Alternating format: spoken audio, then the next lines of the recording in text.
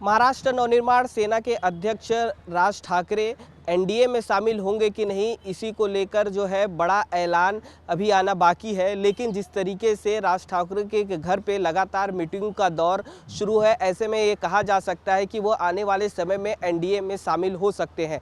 उनकी जिस तरीके से डिमांड बताई जा रही है कि वो 3 सीटों की मांग लगातार राज ठाकरे कर रहे थे, लेकिन महायुति के बैठक के दौरान सूत्रों से जानकारी मिल रही है कि वह आने वाले समय में 2 सीटें उन्हें मिल सकती है। ऐसे में जो मुख्य तौर पर दक्षिण मुंबई की सीट है वो हो सकती है। इस वक्त हम मुंबई के शिव तीर्थ पर है, जहां पे राज ठाकरे का निवास स्थान है, और यहां पर जो है लगभग आज 3.5 घंटे बैठक हुई है। और बैठक में जो है आने वाले 9 तारीख को गुड़ी पाड़वा की जो शुरुआत है उसमें शिवाजी पार्क मैदान में अपनी जनसभा को राज ठाकरे संबोधित करेंगे। और ये कोई नई बात नहीं है, राज ठाकरे हमेशा गुड़ी पाड़वा के दिन जो है शिवाजी पार्क में अपनी जनसभा को संबोधित करते हैं। और ऐसे में मुख्य तौर पर हिंदुत्व का मुद्दा एक मुख्य तौर माना जाता है, क्योंकि उन्होंने पिछली बार भी लाउड स्पीकर के जो मुद्दे थे उस दौरान उन्होंने उठाए थे, और उस मुद्दे को लेकर कहीं ना कहीं एक चुनावी फायदा भी मिला था। और इसी को लेकर आज यहाँ पर बैठक हुई है, जिसमें गुड़ी पाड़वा का मुद्दा हो और सीट बंटवारे को लेकर मुद्दा हो और महायुति में शामिल होना है कि नहीं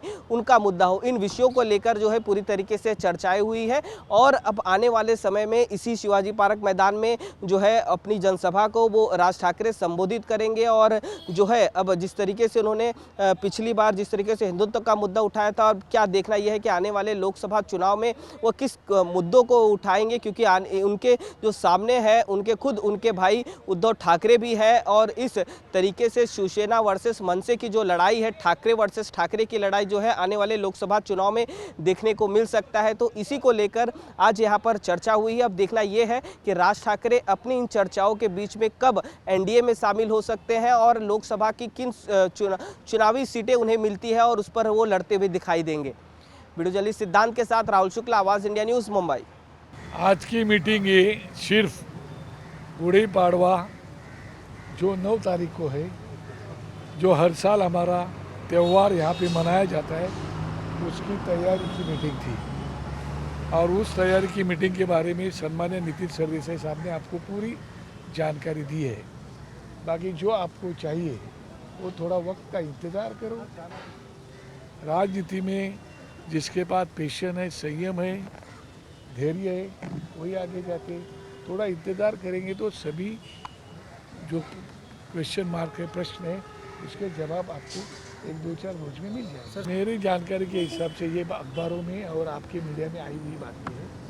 अभी तक इस बारे में कुछ अगर डिस्कशन चर्चा हुई भी होगी तो पार्टी प्रमुख जो है उनको इस बारे में पता है, वो उन्होंने हमारे से इसके बारे में कोई चर्चा नहीं की। लोकसभा सीट को लेकर कुछ ये हुआ था कि कितनी सीटों पर हमने तो तीन सीटें तो हमने मांगी थी, वो 3 सीटों के ऊपर डिस्कशन चल रहा था।